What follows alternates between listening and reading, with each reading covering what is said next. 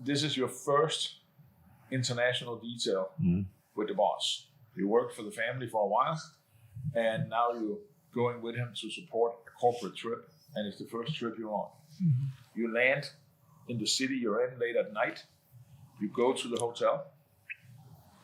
You take the boss up to his room. He gets his luggage.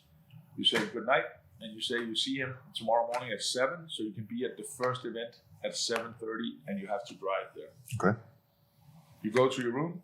You go to bed. You wake up the next morning at 6. You do your stuff. You stand outside the boss's room at 6:45, and you wait. And it becomes 7:20, and the first event starts at 7:30, but it's in the hotel, so you can in theory still make it and be on time. And it's an all-hands meeting for the client's company, meaning that the big conference hall at the hotel has 800 people in it that sit and wait for him. He's got to be there. Yeah. What do you do? So try not to make it my job to keep him on task. So who can I contact to do that for me? So like an EA, obviously, let them know what's going on. Hey, this is the deal. We're late now. Being international, let's just make that more complicated and say the timeline. We're in a different time zone, and you call the EA or say like you don't even bother calling because it's 3:00 in the morning or something.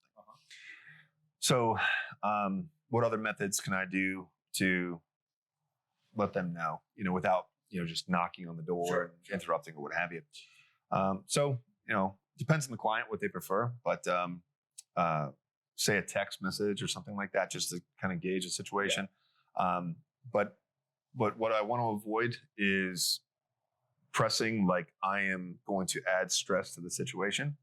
So I'm simply going to write that text message as simply like a notification, like, hey, it's 7:20 kind of thing. You know what I mean? I obviously word that in a way where it's not like, hey, we need to go.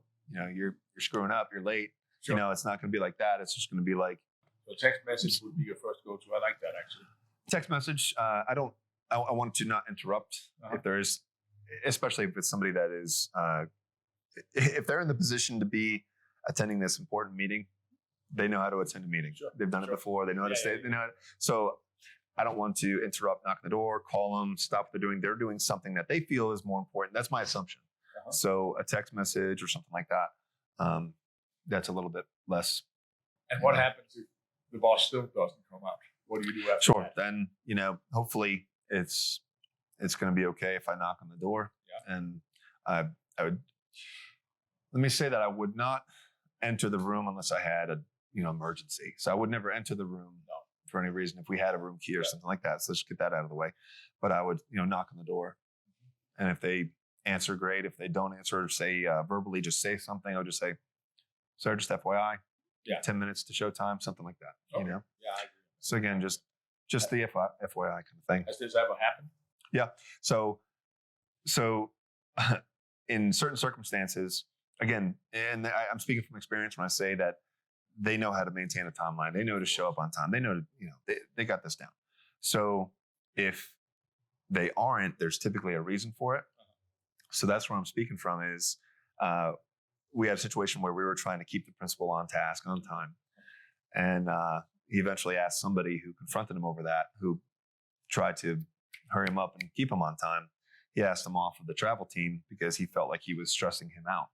So he didn't want to see this person because now every time that person came up to talk to him, he felt like, what am I doing wrong? What am I late for now? So he didn't want to be around that person anymore. So that's why I say that gentle FYI versus, cracking the leash. Yeah. Mm-hmm.